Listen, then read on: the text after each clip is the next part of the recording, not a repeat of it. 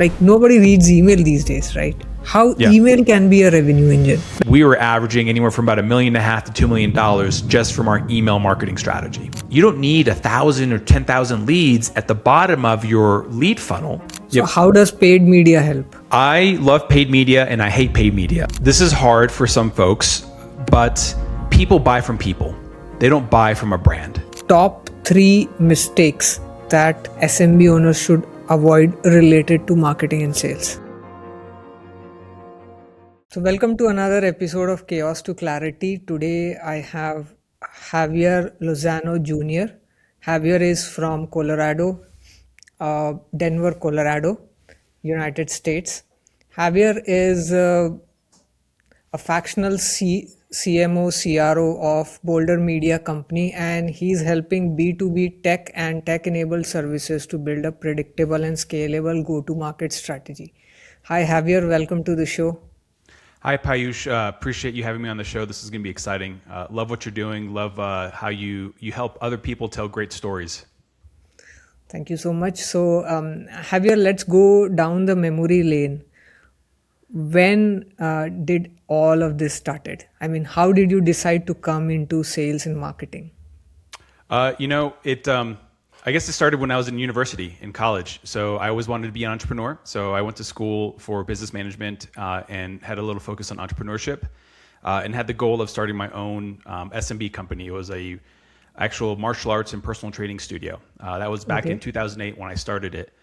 And that was kind of I would say at the time, my calling was that. I've always had an entrepreneur type mindset, always looking at building and just kind of just doing something great and creating operational kind of success from there. So in 2008, I launched my first company. It was a personal training and martial arts studio and was fortunate to run that for almost 10 years, just about 10 years, and had a successful exit with it. So I would say that's kind of where my calling kind of all started on the whole sales and marketing. And that's where I also figured out where I got my skills to improve over time as well too. So when you were in college, you had already decided that you're not going to do a job, you're going to start something of your own, right? Yes, I did get a job because like sometimes, you don't have, when you get out of college, you basically have zero money, you have zero almost anything. And this was really early before the internet is what it is today, so if I graduated now, it would be a different story. I probably would have just gone straight to, starting my business or maybe not even going to college. But in that time frame, I did a little bit of a traveling sabbatical in Europe, kind of getting my mind in the right place. And then from there, just really, started just taking some jobs on and then eventually took on a sales role that I was doing very well, very successful in it. And in that process, I was just kind of thinking about how to build my business. And so I built a business plan, got a loan, which was one of the most challenging things in the world. You can get a college loan, but you can't get a business loan. And so basically did all of those things. And then I finally, signed a lease to have my studio. And it was a 5-year personal guarantee, one of the scariest things you could ever do because you're putting yourself in a very bad position. But all I had is success and I was young. And so from there, I basically just put a lot of my attention there and I was working 80-hour weeks. So I was working 40 hours at my normal job and then 40 hours at my startup. And I did that for over a year until I made the transition. So martial arts studio sounds very exciting. Tell us more about that. Were you into martial arts from very beginning, and then did you start teaching martial arts, or there was somebody else teaching martial arts in the studio? Actually, I grew up doing martial arts since I was 10. So that is my background. I competed professionally all over the country in the United States and won a world title in 2000 or 2001, won a state title in Colorado as well too. So I was very successful in the martial arts world. And just enjoyed it. It was really a big passion of my life. And so I essentially, had been, as I was kind of coming up, I was teaching as well too. So I was teaching at one of my instructor schools and all that stuff. And then I went to university and met some friends that I had known from traveling through the US for martial arts tournaments. Started teaching at their studio as well too. and just kind of got more experienced in teaching, just getting better at all of that. And then eventually realized that like, hey, I knew this is what I wanted to do, but I realized that I'm like, I have something going on here. And so that's kind of why I started doing it. So I taught all the classes at the beginning, and then eventually I built the systems correctly so that I can then kind of put myself more in the back seat and let the people that I brought up to start teaching classes. Great. So you said that you got a lease for 5-year guarantee, right? So Correct. initially, how much money did you put in to start that studio? Oh man, it's so I took a loan about $20,000. It was an SBA loan. So in the United States, they have a small business administration loan that you can apply for, and then I took a loan from my parents as well too, which was very scary. So I would say total in loan it was probably about $30,000 or $40,000. I also had some savings. The personal guarantee is it's the way it works. I don't know how it works in India, but it's you guaranteeing that whether you pay this note or not, you have to pay every penny of it. So it's not a loan. It's like it was about $250,000 fully paid out over the course of 5 years. And so whether you go out of business on day one or you make it all 5 years, you got to pay that note. And so I looked at it as like I've got my 20s. I was 27 when I started it. So I've got my late 20s and early 30s to get myself out of this hole if something goes bad. Oh, so you start everything with debt, right? Correct. It's not the smartest thing to do. I would not recommend it. But there are moments when you have to take a bet on yourself. And that is my advice to other people that are probably looking to explore this. You got to weigh both sides because taking debt is not always the best way to go. My debt was small on some things, and other things it was a business decision. So like best example I can give you is that this place was my where I leased was in a shopping center. And so because I couldn't do a lot of marketing and a lot of, going around because I was working full time, I had foot traffic because there was like a grocery store there and other things. So I paid more money for the location versus, somewhere else where I kind of got it way cheaper. And so it was a trade-off. So I looked at it as like, okay, my advertising dollars, this is back in 2008, Yeah. was going to be foot traffic. And so that helped because people that were going to go buy groceries, they were like, oh, martial arts and fitness, interesting. And they would come by and look at my studio. So you've got to kind of weigh the pros and cons of what you're taking on as well too. And you said you were working for 80 hours a week. That's a Yep. big grind, man. I mean, 80 hours a week, what would you have left after the end of the week? And then you have to start again next week. Yeah. It was a grind, but I was committed.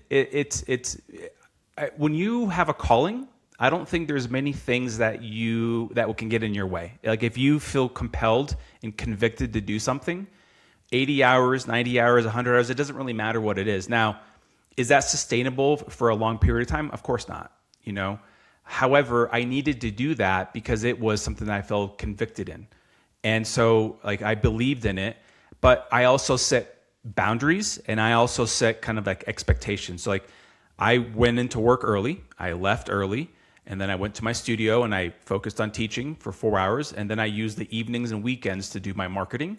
And so I had systems kind of set up in my head and how I Yeah. would do stuff. So in order to pull it off, you've got to do it. And then you also have to have help. I had my sister, around as well too. And so she helped me with some things with taking care of my dog part-time and other aspects. And I had friends that would help me, but it's really those little things. And I think you need to have the right support system to be able to do it because it is not something that not everybody can do it. Now, do you need to do that as starting off? No, definitely not. But it is something that you might have to measure and determine if it makes sense.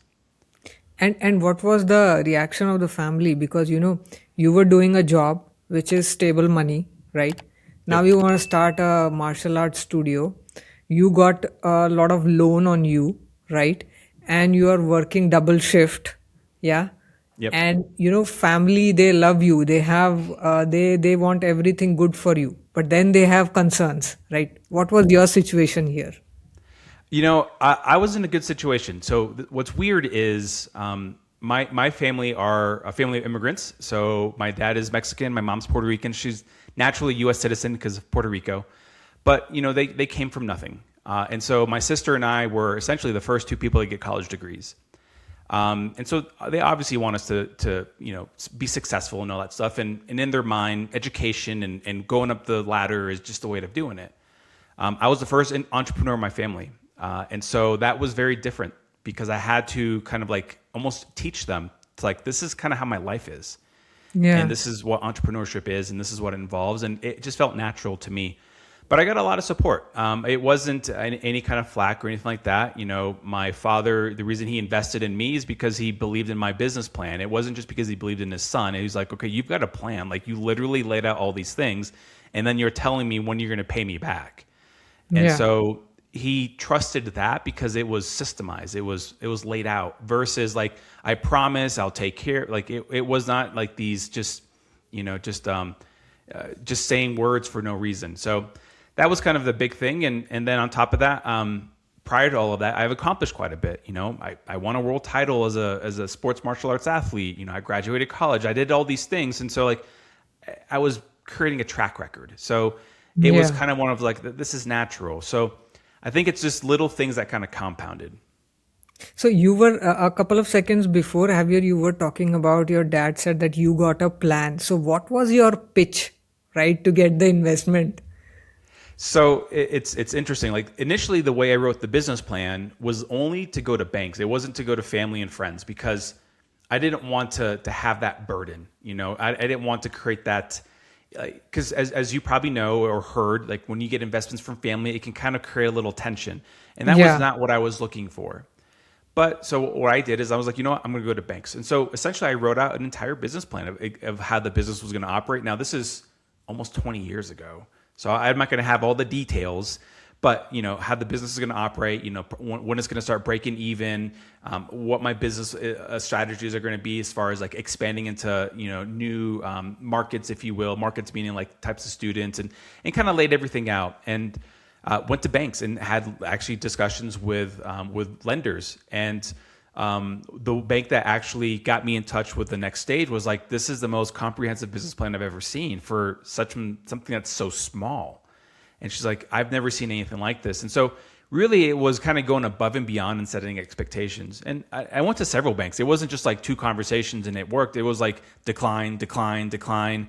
Others were like, do you have any assets to kind of use as collateral? I'm like, if I had assets, I would sell those things. So why would I be Yeah. asking you, you Yeah. know, for a loan? Like this conversation makes no sense. Yeah, and it must have taken you a lot of, study and homework to do before preparing that plan. So, just asking from the context of if somebody's starting new, they are young, like 25, 26, 27 years old, Yep. not much experience about the market, not much experience, but they have a wonderful idea, right? That they think that is gonna rock, right? Yep. But then how did you nail down this that this is my idea, this is the reality, this is how it is going to map out? So you have to go in knowing that your business plan is going to be complete garbage after you launch. Like it's Mike Tyson, who's a famous boxer in the U.S., Yeah. always said that we all have a plan until we get punched in the face. And so that's kind of how I looked at it. Is like, okay, this is my plan, but it doesn't necessarily mean this is going to be like how it's going to be executed. So as an entrepreneur, you always have to be willing to pivot and not always stick to the plan. So does it mean that your plan was bad? No, structurally, it should give you guardrails, and that's how you should approach it. However, within those guardrails, you should be able to pivot. And so that's kind of what the plan was. It was more of a structural guardrail of like how I operate as an operating system, as a business entrepreneur running my studio. And then I might have to make different calls and different plays and different ways and how to ensure that this was going to be successful. It's no different from sports. You know, it's the same way. You know, I know in India, cricket is a very big sport out there. Yeah. And it's the same kind of concept. Like you go in with a game plan, but then if the team kind of changes of like, hey, we're going to approach like this, then you as the better team has to make an adjustment to ensure that you're going to hit your goal of winning the game. So every day learning something new, every day adapting to the situation and then tweaking your plan, right? Correct. And so it's that's the part that some people get so caught up in, is that they get married to the plan. It's like, well, it has to go this way, otherwise it's not successful. No, Because if entrepreneurship and starting a business was that, then we would all be entrepreneurs. We would all write a plan and we would all just follow Yeah. it to a T. But the game of life doesn't play like that. And something that Alex Hormozy, he's a very influential entrepreneur in the U.S. He says is that you're playing an infinite game in entrepreneurship. It's an infinite game in running a business. If you play a game of like it has to end and it has to start on these time frames, like you'll always feel like you're losing. But if you just keep playing to just have the ability to keep playing in the game, then all of a sudden like the stakes are different. You're looking at everything a little differently versus how other folks have like, but it has to go like this.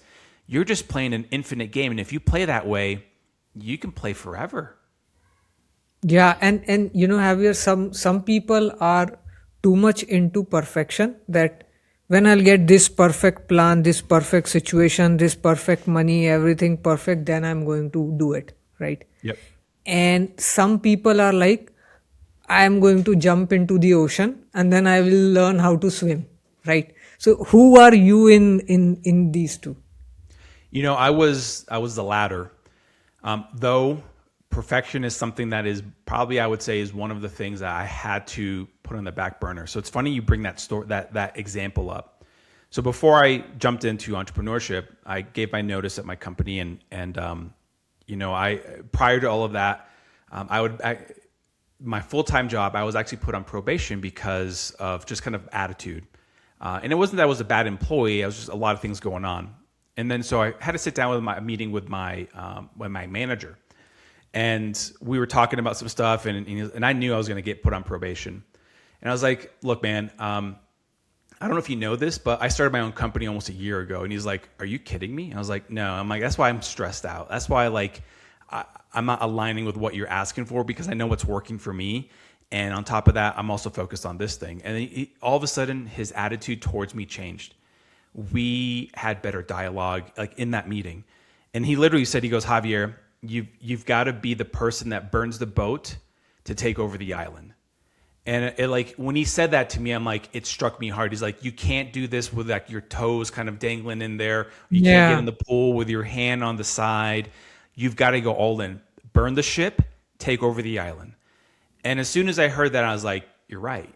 I need to do that." And that's when things kind of started shifting for me. So it has to be that. Yes, you can dangle your feet at the beginning to figure some things out. I'm not saying just burn the ship on everything, but you also have to measure like, okay, I'm getting a little momentum. I've got some signals saying that this is working. People are raising their hands and they're liking it. At some point, you got to jump into the deep end. Yeah, like I heard somewhere, perfection is a trap, success is always shabby, right? Yeah, that's great. I love that. I've never heard of that before, but that's exactly it. Nice. So, Javier, then let's move on to, you started your studio, right? Yeah. And how was the first year like? Oh my gosh, it was complete chaos. I mean, your show, I love it because it truly is that. The first year was chaos everywhere. It was, I'm like, what the hell am I doing? It was, why did I do this? It was a lot of alone time. It was a lot of criticism. It was like, is this the right move? Questioning everything. It was everything. Nothing. I'm not saying nothing worked. And then on top of that, in the United States, we were in a recession. So 2008, there was a recession in Yeah. the U.S. and basically that hit all housing market. Well, when you're running a studio that targets families, guess what? Those people were all going bankrupt or closing their homes foreclosures. So they weren't buying, other expenses into their family because they couldn't afford it. So I had to get very good at what I was doing. I couldn't be necessarily creative. I had to be better. So I had to be better at getting people in the door, and I had to be better at explaining what I had to offer. So I would say at the beginning it was just chaos, but then I realized, I'm like, all right, I've got these skills that I'm really good at. How do I leverage them to build the trust within my community so people will sign up? So then I was very good at sales, and I wasn't really good at marketing yet. So I basically just leaned on like, okay, I'll just do the activities that gets me, leads that come in the door, but I'll be really good at closing these deals. And that's kind of how I started making that shift. But that was kind of it took time. It was just trial and error. And then on top of that, you just have to be very self-aware. You can't be arrogant in this. You have to be self-aware and be like, okay, I'm sucking at this. I need help here. Or like, I'm doing pretty well here. I probably need just a little bit of guidance. Yeah, so probably what happens is in the first year we are into a experimentation mode, right?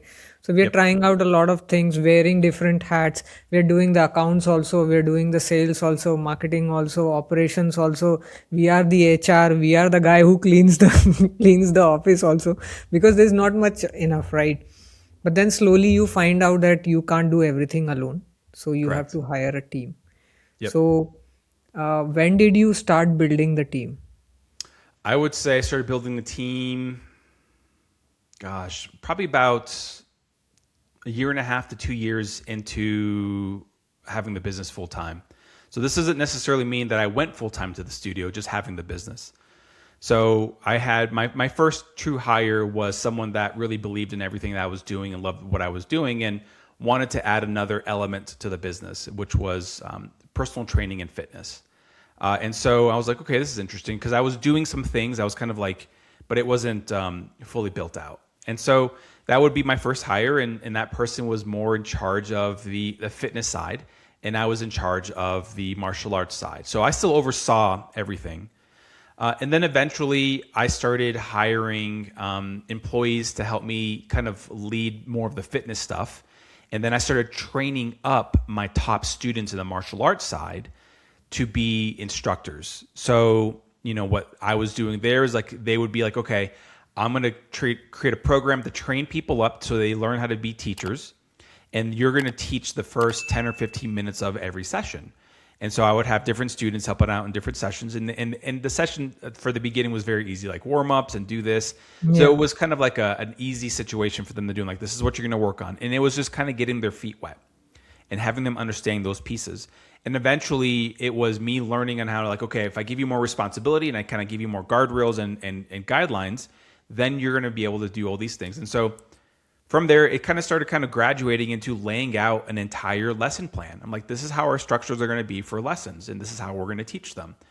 That essentially took off because that made my students very just get the same kind of like training, but more importantly, it made my instructors very successful because I was there or somebody else was there, it was a repeatable system. Yeah. So that's super because you played by your strength, and Mhm. instead of thinking like, this is my area of expertise and I am going to be the one and everything is going to revolve around me, you started training people in martial arts and you started giving them training how to teach, right? So that you could move out of that and then you could do some other strategy to grow your business. That's really smart. Yeah, and it's something that it's hard to do because as an entrepreneur, you're wearing all the hats. Like, you're literally cleaning the toilets and you're teaching the lessons and you're making the phone calls. You're doing all the things. But what you need to take a step back is like, where's your happy zone? Where are you most genius in? And that's where you have to start thinking about it. The other part, and this is I've always said this to my wife, is that I love hiring people that are less qualified but more open to learning and getting better, because then I can train those individuals to do exactly what I'm trying to do. So less qualified meaning they're not good, just they don't have the experience that someone that was highly qualified is. Those people are tougher to work with, in my opinion, because they go in with like, well, this is how I've been doing it for the past 10 years. There's nothing wrong with that. It just doesn't work for every situation. So I would rather build people up to a system that really fits within the framework of what I'm kind of creating versus just bringing people that have a ton of experience.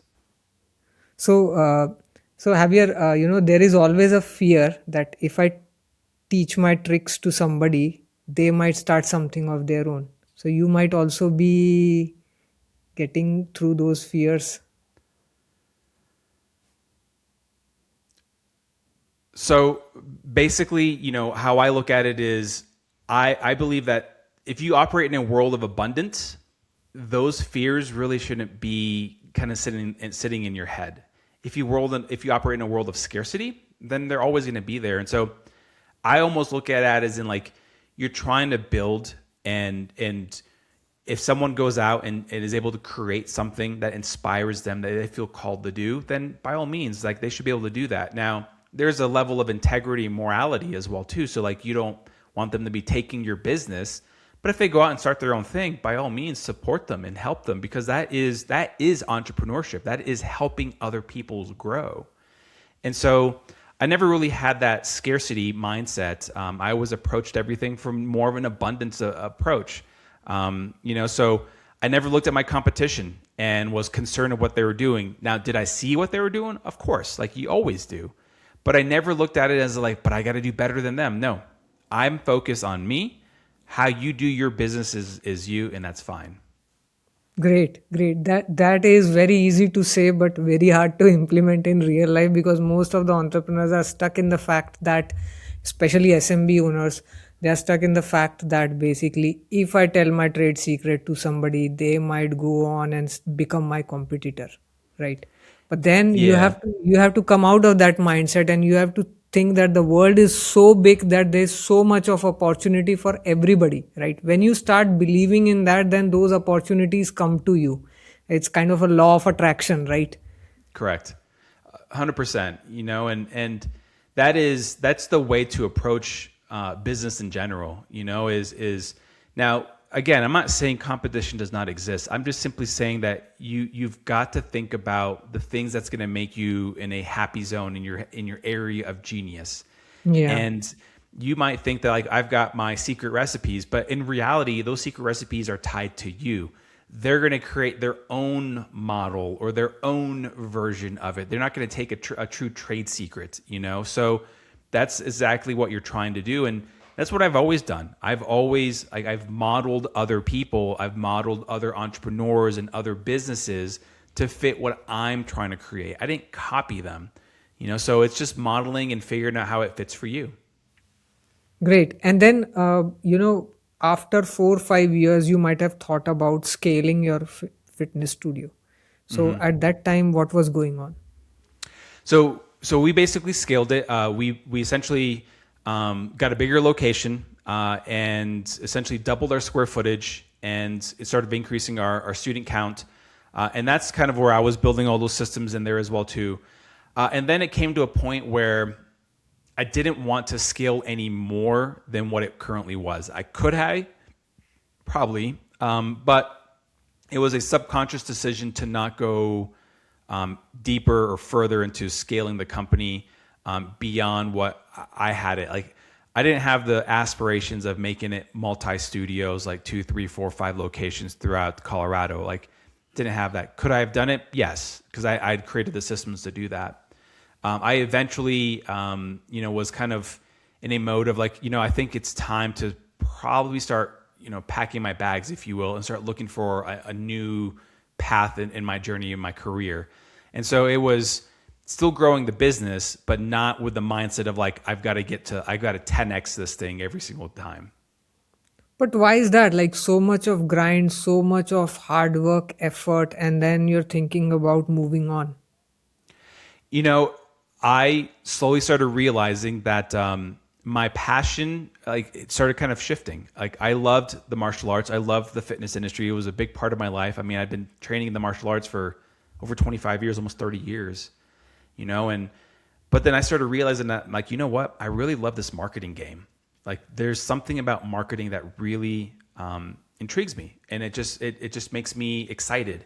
And I'm realizing that I'm doing things that other studio owners and other business owners are asking me. I'm like, how are you doing this? How are you figuring this stuff out?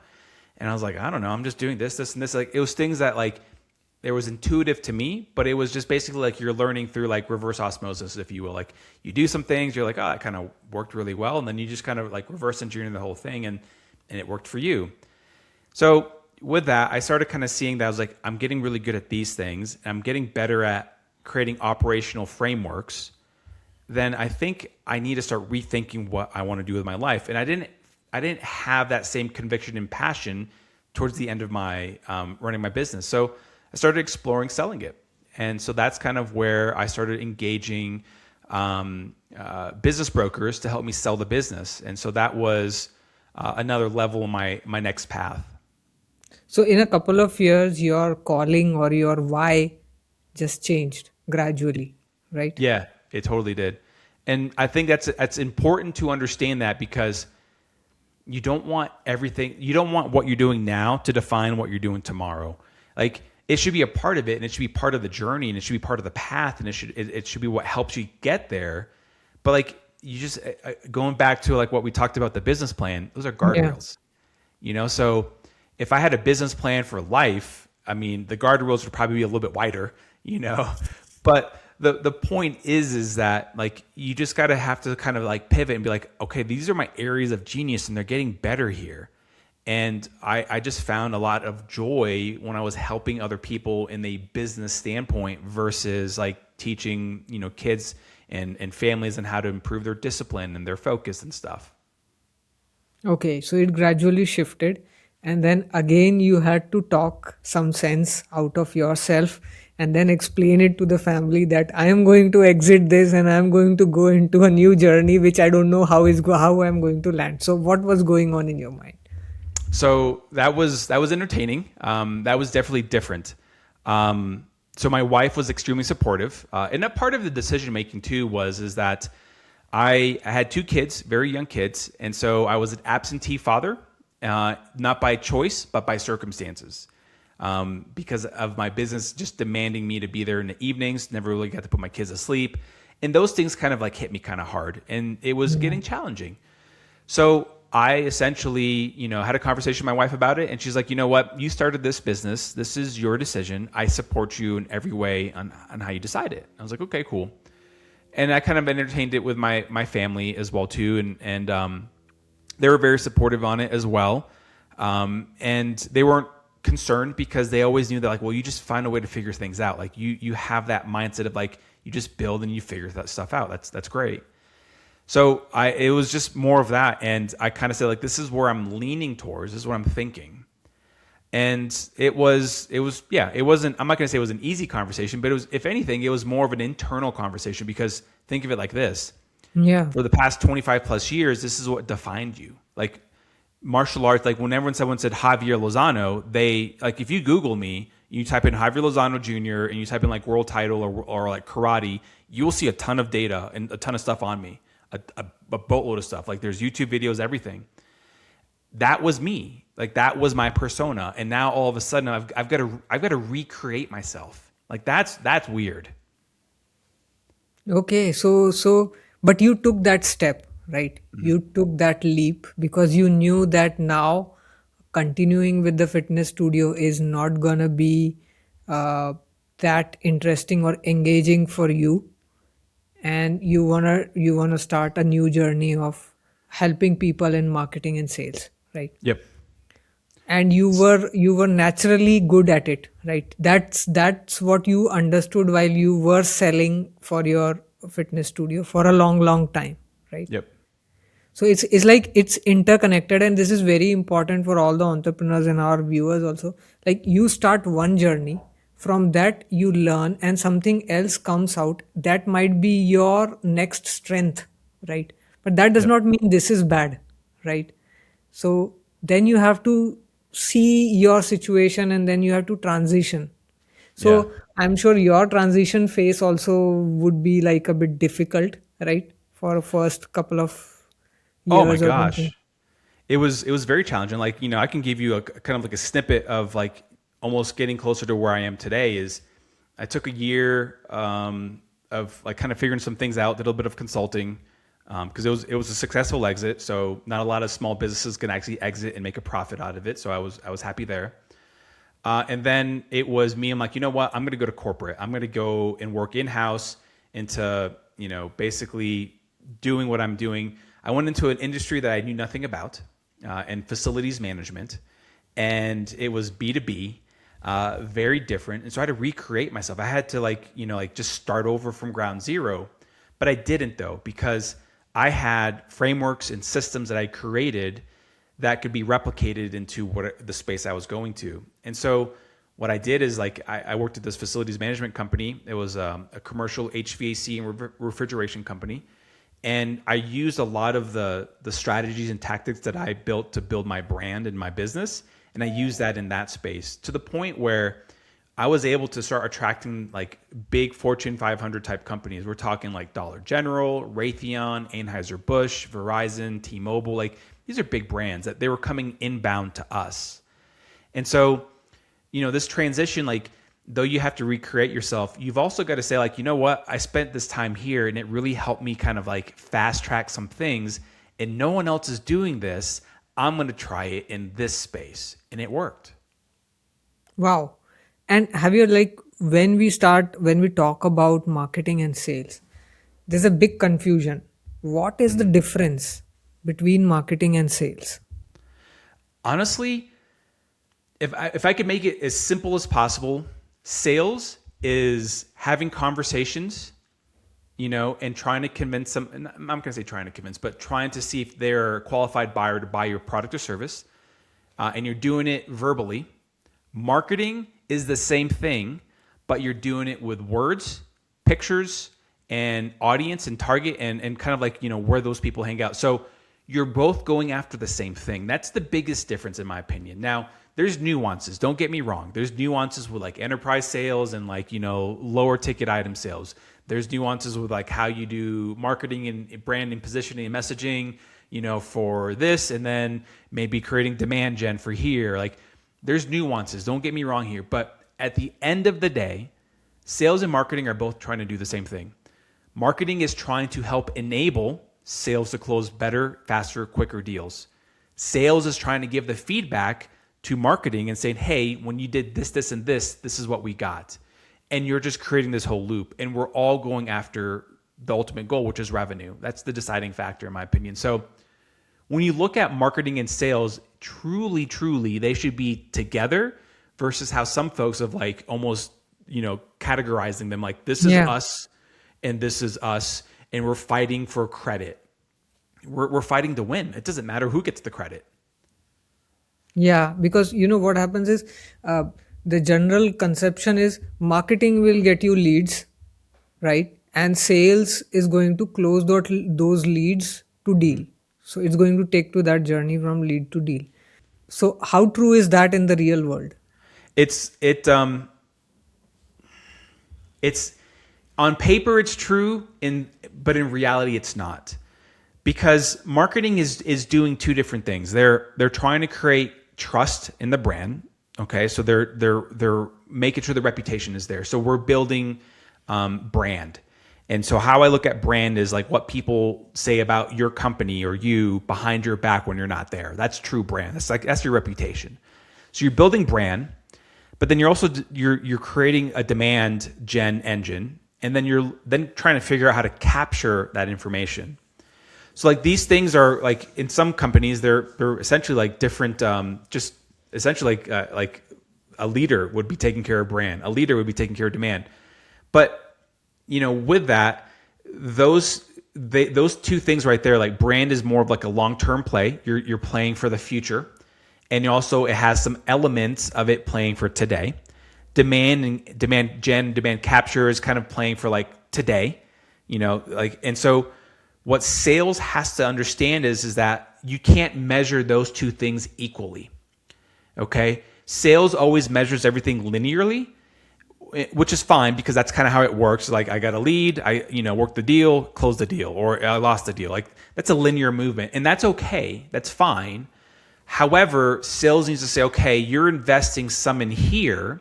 It's not going to be linear today, but it could actually get to my future goal maybe 6 months from now, maybe 12 months from now, because we're building a reputation in the marketplace that's allowing us to kind of stand out a little differently. And so sales needs to be aligned with knowing that not everything is going to be for today. It's going to be for tomorrow, next week, next month, next year. And then there's other things that's going to be for today. Okay, that's nice. So basically, they have to work hand in hand, and it cannot be like this is the lead, now hand it over to you and you take care of that, right? That is not how it works. You have to be in the closed loop there. Yeah. Marketing should be so tied to sales to know where the stages are, where the conversion rates are. The days of just like getting leads and tossing them over the fence and be like, here you go, sales, like your turn to close it. I did my job. That's long gone. That has been long gone. You as a sales leader, you as a marketing leader should be looking at like the different conversion metrics down the pipeline. So as you're creating pipeline, you get the lead, and then how much converts into like an MQL, marketing qualified lead, and then how many converts into a sales qualified lead that sales deems as like, hey, these are legit people. And then you start thinking about that, like, okay, the conversion rates are this. If I can find more people that are like in this world of like SQLs, then I can probably get more qualified at the top of the funnel. And you're just you're figuring this balance out, but all of this is based off of the feedback loop that in the relationship that you create with sales. If you don't have that, and you don't have like a common ground of communication, then it's not going to work. Like if you go in with feelings, it's never going to work. Sales is going to be very kind of like, well, it feels as though when I'm talking to this person, it doesn't work. Like, well, the stats say this, like you're converting at this rate. So like your feelings and the stats, they don't really align with each other. That's the part where I think a lot of sales and marketing teams kind of create a big challenge. You've got to create a common ground of communication with each other. Absolutely, absolutely. And it is very important to have that communication flowing two-way, because if marketing is doing something that sales feels like can be improved because of these things that we have heard from the potential customers, then that feedback has to flow, right? Otherwise they're going to do the same thing again and again.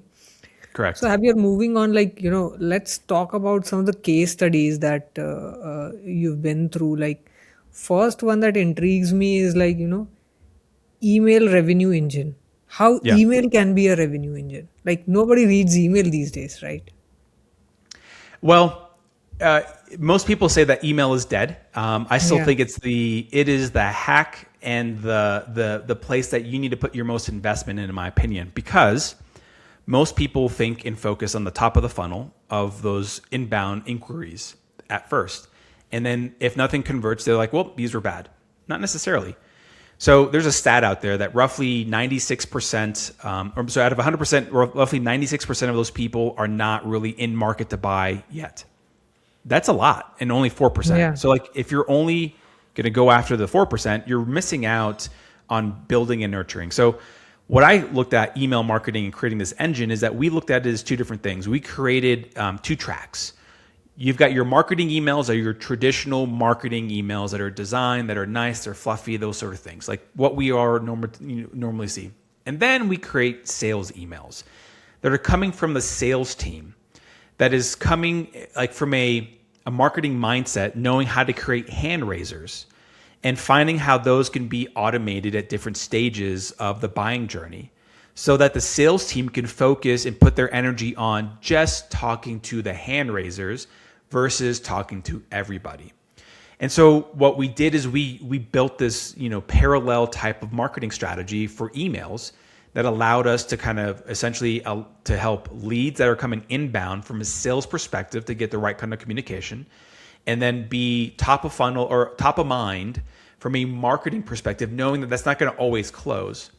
And then we would create, and what I did is like I'd create recycle engines as well too, where if somebody came in and they didn't convert in say 30 days, then we would recycle that to a new salesperson, so that it was just like a new conversation. Like, hey, Tom, did you ever get this done? It's like the conversation before when they first came in never existed.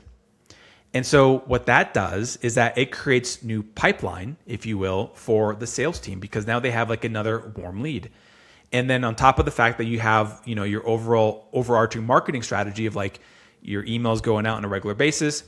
When I implemented this strategy at my last in-house role, we were averaging anywhere from about $1.5 million to $2 million just from our email marketing strategy. That's amazing. And for SMBs, what is your advice for email marketing strategy? You have to build the system correctly. So the way I look at it is this: is first you need to make sure you get the top of the traffic of your audience coming in correctly. So if your audience is not dialed in on who you're trying to attract, whatever you say in the email doesn't really matter. It's not going to pertain to them. So you need to make sure you get that piece in. Then the next piece is you got to get the infrastructure, whether it's a CRM. I love HubSpot. That's my favorite platform to use. But you need to build the infrastructure within a system that allows you to automate these things. You've got to think in frameworks and systems versus like manual things. And so your goal is to be like, okay, let's see what all the steps that sales does. And you look at it like you do this, you do this, you do this. I'm like, oh, I can automate 80% of those things. What if I did this, this, and this for you? And sales are like, you could do that? I'm like, definitely, I can do that. So you've got to go in with a mind of curiosity. You got to ask, and then you've got to see like how people are doing things and document it. And then as you document these pieces, you're like, okay, maybe I can't automate everything, but if I can take 50% off their plate and they still are in their genius zone of talking to people on the phone, then all of a sudden, like I'm creating more capacity. Those leads that we're generating actually carry more value. And then when I showed them like, hey, don't worry if you don't close them within the first 21 days, because we have proof that you also close them 31 plus days after this. And here's the data. And this is how we're going to continue to do this. So the idea is that you think in these systems and frameworks so that you use that, and then use data to kind of dictate the direction that you're going. And then from there, you make sure that you have the right kind of messaging. So you want to make sure that you are writing the way your audience communicates. Don't come out professionally. Don't come out, unless you're selling to enterprise, then yes, that makes sense. But if we're an SMB and you're hitting like either mid-market or below, like at my last role, we were going after, Joe the plumbers, like more home service businesses. Okay. Those people drop F-bombs. I'm not saying our emails had that, but what I'm saying is that we talked to them in the same tone and manner, and that related to them much better. Okay, so that is like, first understand who your target customer is. That is very important, because Yep. you are going to shoot email to thousands of people who don't even care about what you are selling, right? Correct. So first find out your target customer, then find out how do they talk in a daily basis, right? So Yep. then you have to adapt to that language so that they understand what you're trying to say, right? Rather than becoming very polished and kind of that kind of email which looks like a spammy email, and they would never open. Correct. So still, there is something in the SMB space is like, how do I get those many email addresses to whom I'm going to send my email? So the easiest way it is sold is like, you have to create a newsletter, and then people should subscribe to your newsletter. But it's very hard. People don't subscribe to newsletters these days. So how do you get those email addresses in your initial days? So at the beginning it's really offering value in different ways, and then finding how to create different pieces of bait.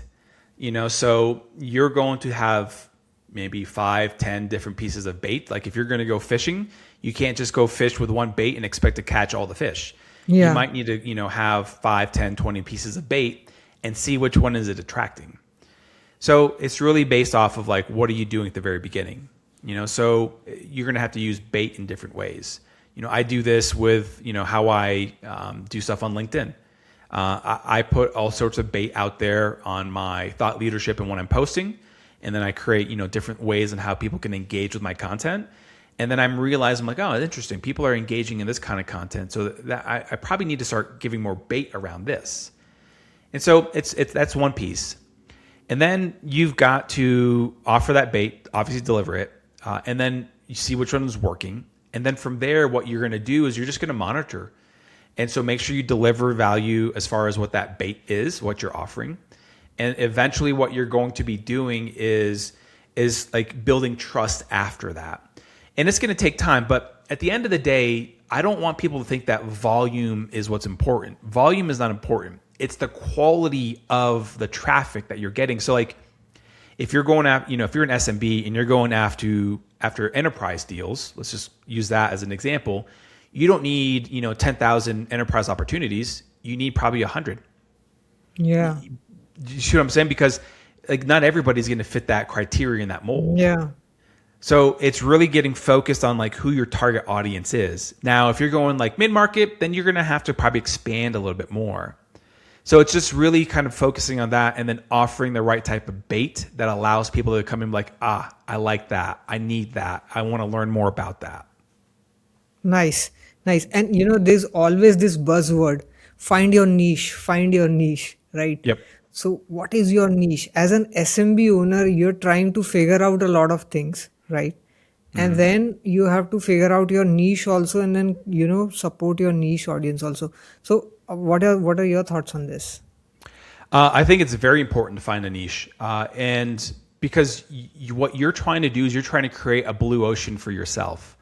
If you go too broad, then all of a sudden you create a red ocean. You're competing with everybody. And I say this a lot with even my clients that I consult is that you're going to market with like 8 different offerings. No one knows what the heck you're doing.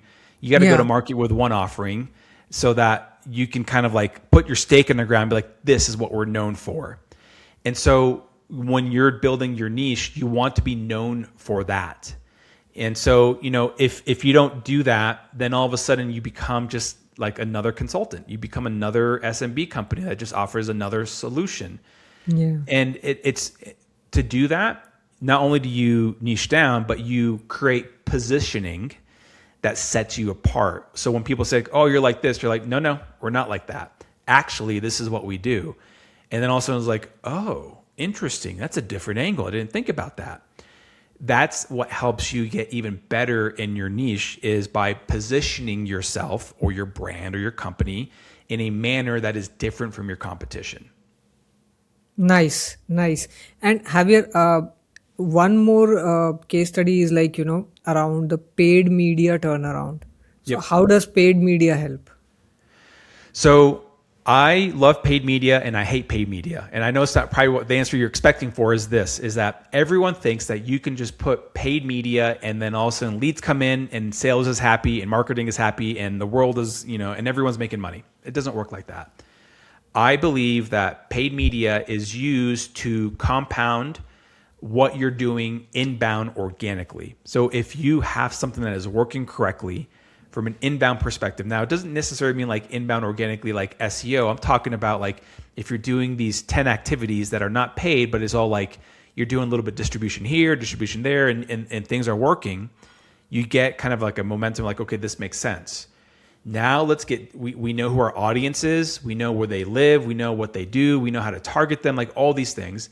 Now let's think about finding out how to use paid media to speed up the process and scale this so that we can then essentially, create a pipeline engine that is always feeding our team correctly.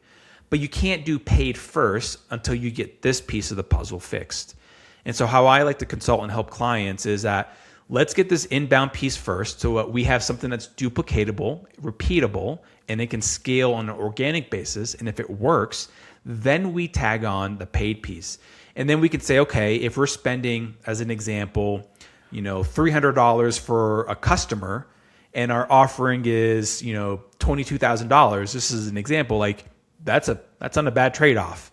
But Yeah. you can't figure that out until you build the inbound engine first, and then you start using that as your guardrail to help you for paid. So you mean if you haven't figured out things earlier, you are going to project something bad by the means of paid media, and then your image is then tarnished. Like basically, okay, these guys don't know anything, right? They're just advertising, and there's nothing in the end. So you end up, losing the trust. Yeah, not only do you lose the trust, you're burning a lot of resources, Yeah, because you can't go into the paid game and expect to spend $1,000 and get high quality leads. It doesn't work like that. If you're going to get into the paid game, you're going to have to basically burn probably, I'd say, I don't know, 3 to 6 months worth of paid media to kind of dial in certain things. But if you go in with building all this other stuff first, knowing, say, hey, this is our ICP, this is where we know they hang out, this is what they're looking for, this is the messaging that resonates with them, this is the positioning that we're in, and you have all this stuff, then all of a sudden you can say, these guys live on Meta. I'm going to go on Meta and create ads. And then what you're going to do there is you're going to start working on the targeting correctly, like location-wise, and then the audience. Then you're going yeah. to start working on, like, okay, let me look on the creative to see what really resonates with them, because that's a little different. What I'm getting to is that you're solving part of the puzzle before you get into the game, and so The other part is this, is that a lot of people then get into paid media, but they don't have the engine below it working. So they don't have the email engine working correctly. So they just have like leads come in and they're like, oh my gosh, we have all these leads. And then only 3 people replied. Like, well, that doesn't mean they were all bad. It just means that the timing was off.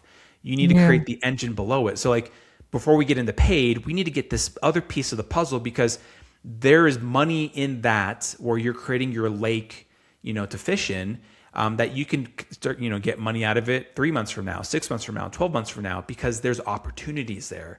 And so again, paid doesn't make sense until other elements of your business is actually built out. So once you build this element, paid is going to get you speed, right? To sell Yep. faster, right? Correct. But that has a trade-off also. If you are not prepared, right? You have not done it organically, or you have not, gone through a couple of cycles yourself, and you don't have the experience how to deal with the customer, then paid is going to put load on you, and then you are going to start to fail, right? Correct. And you're going to say that paid doesn't work. It doesn't work for me. Yeah. Well, if you would have done it correctly, it probably would be like one of the best tools or best channels that you missed out on. So yeah, it's 100% the way you explained it. And connected to this is SEO and content. So how does that affects your overall brand positioning? So I really believe that that all plays a big part in the long game. So SEO, as we know, is all changing because of the LLMs, and now we have Yeah. AEO or AIO. But from my research and my understanding, right now this could change 6 weeks from now. But as we're recording at the moment, that SEO is still kind of basically it works. However, the way the AEO, like the LLMs are kind of like pulling stuff off of your SEO strategy, it still leans on like content that you're publishing. And so that's good. You just got to reshape how your content is being published. With that said, I think you have to look at your SEO as like levels of buying. So you've got your top of funnel content that you're creating that's very broad. Okay. Then you want to create content that's middle of funnel. People are typing in a little bit more specific things. They're getting more detailed on what they're putting in their queries in Google or Bing. And then you've got your bottom of funnel content that is like very dialed in, like where people are like, I need to know these 3 things, whatever those are. And it's so dialed in that like you maybe only get like 4 or 5 leads out of it, maybe in a quarter. But man, those leads are really good because you hit a nerve at a stage that they're in. And so the sales process for that person is way different than the person at the top of the funnel. So as you're creating your Yeah. content, you're creating layers. And so the idea is that you've got a broad approach on some things. That's fine. There's nothing wrong with that. But you want to meet people where they are, because then all of a sudden they start saying, oh, these guys are experts. They know exactly how to do this, this, and this. That goes back to your niche. That goes back to your positioning. That goes back to your messaging. And when you do that, that changes everything. So again, goes back to this. You don't need 1,000 or 10,000 leads at the bottom of your lead funnel. If it's just 5, but the sales process is easier to close, then you know what? Take those all day long. And then on a social standpoint, it's the same kind of concept. You just got to kind of think about it, from your brand and your audience. Where are they hanging out? What resonates with them? What's important to them? And then produce the content of that. So, I look at social as well too, as also creating trust. So that is another aspect that is going to help kind of compound that. So I hope that kind of answers that piece. So that's kind of how I look at SEO and content overall. So it's actually a science, right? There's a logic behind it. Like you divided it into 3 parts. One is very broad, then the other is mid range, and then that is the third one is the actual pain point which somebody is looking today to get this fixed, right? So maybe the top of the funnel people are kind of looking at it. They might get interested later. That's an opportunity. Then Yep. mid-level are they have decided that they want a solution or product or service like this, but then they are not sure whether who to go with, right? So that drives them. And the third one are like, now it's like a pain, now I'm having pain and I need the painkiller right now. So Yeah. you have to categorize your content, your landing pages, your social media posts around all the three aspects, right? You can't just step into one and keep talking about your product and your service and what you offer and all of kind of those things. These three areas need to basically create your content and SEO around these, right? Yep. Which It's 100%. And when you do that, then you, again, it goes back to like, you're playing the game for the long term. You're playing an infinite game. You're Yeah. not creating content, be like, all right, this has to work tomorrow. That's why you invest in paid. That could work tomorrow. But you invest in these other content strategies because they can work endlessly. And then it gets to where like distribution, like how do you distribute this content? Where do you distribute this content? Where does it live? Does it just live on your website? Distribution is that next layer, So like you've created all this stuff. Now it's where do you distribute it? So if you know that your audience is hanging out on LinkedIn, then you distribute the content accordingly, but you do it in different ways and how you put it. Like if you're at this stage or you feel this pain point, this is what you need. And so it goes to that. And then as you distribute, then you find ways on how can I distribute this endlessly? How can I say or distribute this 20 different ways, but with the same piece of content? And so that way you're not always recreating the wheel. What you're doing is that you're just kind of changing the way this is getting positioned again. Nice. So it's basically uh, you need to position it that way, right? So that it hits that particular pain point, right? And connected to this, Javier, is the social proof, because today we are living in the world of social media. Everything is on social media, Yep. and being a SMB owner, if you are not able to create social proof, you are behind, right? But then a lot of SMB owners shy away from coming onto the social media, talking about their brand and talking about why they started this. So how do you help people out in this scenario? Um, you know, this is hard for some folks, but people buy from people. They don't buy from a brand. Like, yes, I buy a Coca-Cola or whatever. Like, there's not a person that sells me that. That's a little different. But like, when it comes to SMB, you're buying from a person, and they want to know that when they're buying from a person, they can trust them. That they are someone that they can do business with, that they can solve a problem for them, all those things, and that's important. So I think as you build your SMB, you've got to kind of think about it as in, I need to be a thought leader, not necessarily like an influencer, but a thought leader in something that I'm very passionate about. So was it easy for me to get on social media and do videos and get on podcasts? No, first it wasn't easy, but it was part of the process. It was like just a skill that I had to learn. And so the other part is that you need to, again, going back to creating your positioning and creating your blue ocean, you need to go out there and kind of show everybody, like, listen, like, this is what it is. This is how you solve this problem. And I'm the perfect person to solve this because this is how I've done it before. And you need people to see that. When you start doing that, then all of a sudden people are like, okay, you're that person that does this. You focus on these things. Like, you know how to do that. And then eventually what you start doing is that you start getting results. And you need to start documenting these results. Create a case study, get a testimonial, get a review, whatever it is, all of the above. But the idea is that you need to start documenting these things because, again, that's going to start amplifying your trust.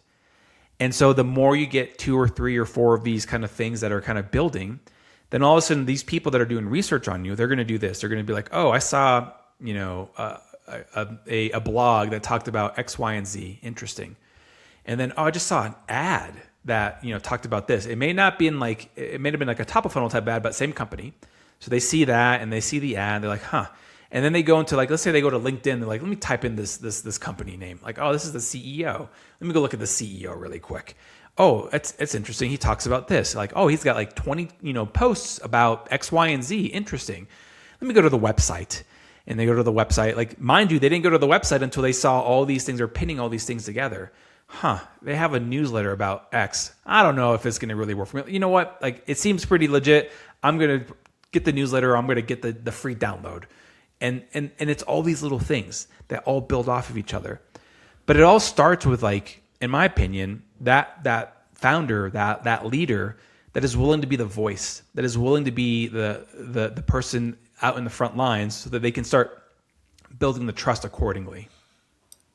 Nice. So, uh, and one more thing is, like, when we are creating social proof, it is very important to understand that not everybody is going to be your customer, right?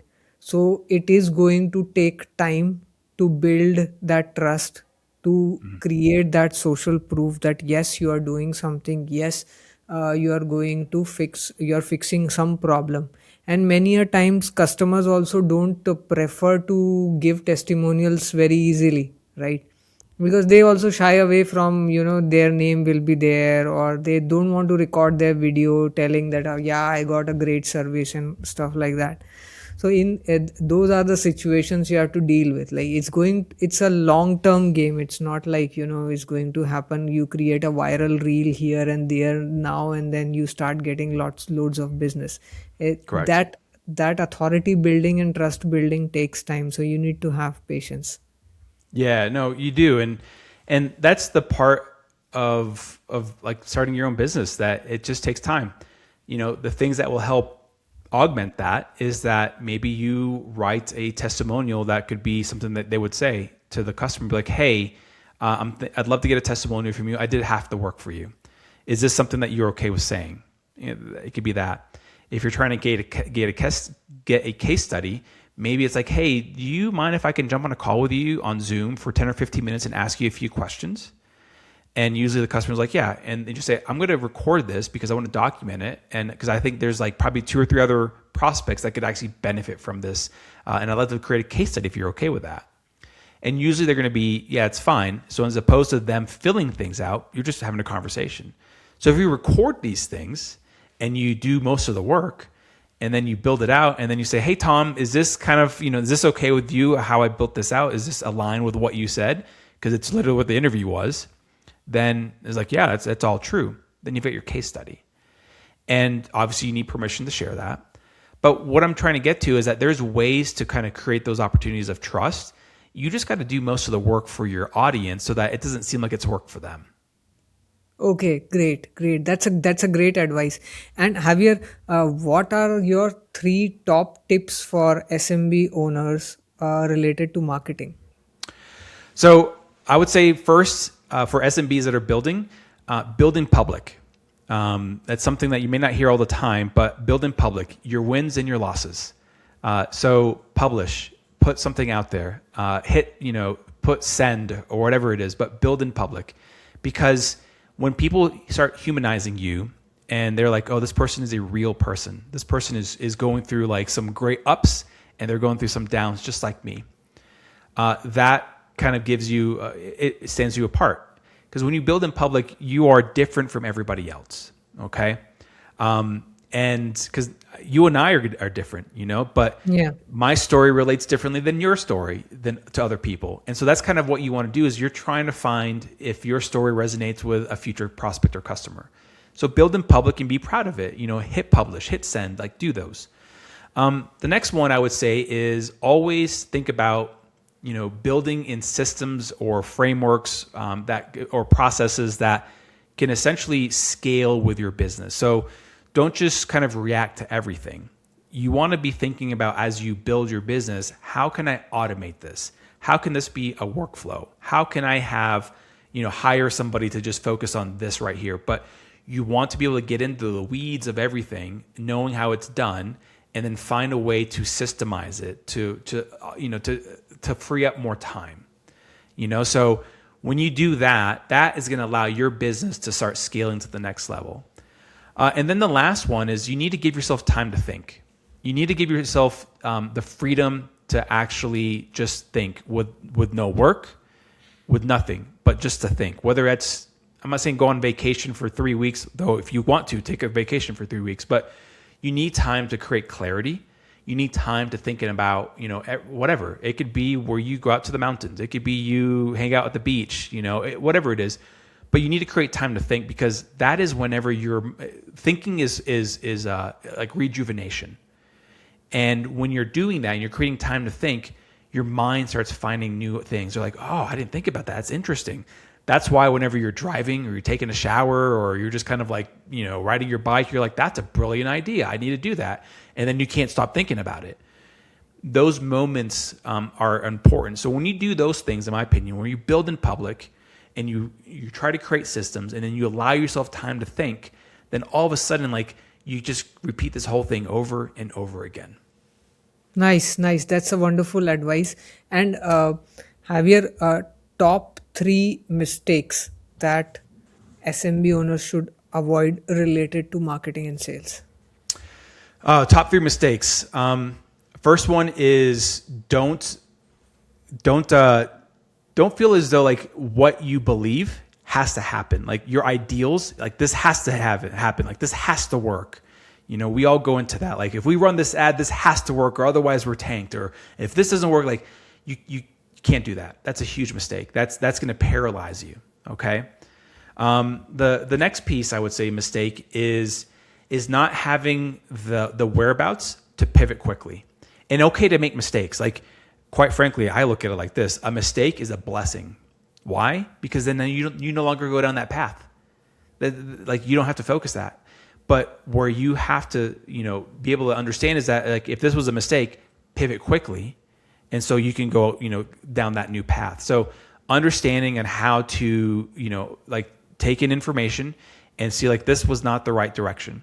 And I would say the last one is not using data to really help you make decisions. And this has nothing to do with, like, I don't believe in your gut and stuff like that, but sometimes entrepreneurs get into this whole, like, the vibes and the gut and the feelings and all this stuff. Sometimes it's just in the data. Look at the data. Don't force things. Look at the data to help you make very small, intelligent decisions. And that data may not give you 100% of the decision, but if it gives you 60 or 70% of the decision, trust that, go forward. And then you'll pivot accordingly if you need to. Superb, superb. And Javier, what do you want our viewers to take away from your journey and your story? Oh man. So I would say what I'd love for everyone to take away from this is that, you can have a plan for your career, for your business as you become an entrepreneur and you're moving down.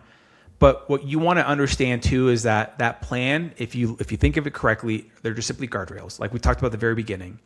And that you're going to have to recreate yourself probably 2 or 3 or 4 different times throughout your career as you're building your business.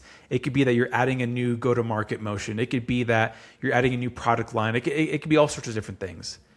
But it's okay that if it doesn't go to plan of what you believe. And so, I hope that people saw, like, I literally went from running a martial arts studio, small scale, to now helping millions of dollars, or companies that are founder led, generate millions of dollars. And it's that plan was not what I expected. Like, if you had asked me this 20 years ago, I'd be like, nah, that's not going to happen. That's not the plan. But I created guardrails in how I operated, on how I did things. And that started shifting. And I was like, you know what? This makes sense. This feels right. This is the direction I'm supposed to be going. And so as you do that, you just kind of grow and you accept it. And so from there, you just start learning. You find the right types of mentors. You find the right types of ways that have you improve. And you just are always kind of like learning and absorbing. And then you just go out there and you just implement. So like, that's what I was doing. Like, I learned something and I'm like, all right, I'm going all in on this. I'm implementing this all 100%. So that's kind of what I'm hoping people will understand and get out of this as well too, is that it doesn't have to be perfect. You can still make decisions without a full amount of information. But then if you're going to commit, go all in on it. Superb, superb. And Javier, yours is a journey from early day chaos to clarity, right? Slowly finding clarity. So how do you define clarity today? Clarity. Oh gosh, that's a great question. I would define clarity is where you are in your genius zone, where it just feels natural and easy. To other people, it's like, man, like this is easy to you. And it is. It is, because it took you 20 years to create that clarity, or at least for me, to create that clarity, it took me 20 years. And it's just where, like, I'm not saying the work isn't hard. I'm not implying that. Like, work is hard. achieving goals are hard, but you're not questioning on like what you're doing. And so that's kind of where I see clarity is just really knowing that this is it. Like this part feels easy to me. Well, other people look at it like, man, I wish I had those abilities. And what would today's Javier give advice to Javier 10 years back, 10 years younger? Oh, wow. Okay. That advice I would say is go all in. I think there are moments where 10 years ago I was kind of skeptical in some stuff and I was like, I don't know. And I overthought stuff. And I would wait too long because I have a tendency of researching and looking and thinking. And I'm not saying that's bad. But sometimes you just got to go all in. And because if you do that, it can speed up what you're trying to achieve where you are today. So if I would have made some decisions a lot quicker and just done it, knowing that I'm like, I've got enough data to make this decision, I just got to go all in. And even if it's not 100% data, it's 70%, just do it. And that's kind of what I would probably tell myself now. Superb, superb. That was amazing. It was a amazing conversation with you, Javier. Thank you so much for doing this for us. Yeah, no, this was great. I hope your listeners enjoy this. I appreciate you giving me the platform and the opportunity to tell my story. I've not had a chance to tell the story like this. You did a great job on just kind of helping me kind of walk this thing through. So that was awesome. So thank you so much. So this was Javier's story. I hope you like the story. If you do, please do subscribe to our channel and hit that bell icon so that you get notifications about new episodes every Thursday 7 p.m. You were listening to Chaos to Clarity. I am Piyush Thakkar and I'll see you in the next one.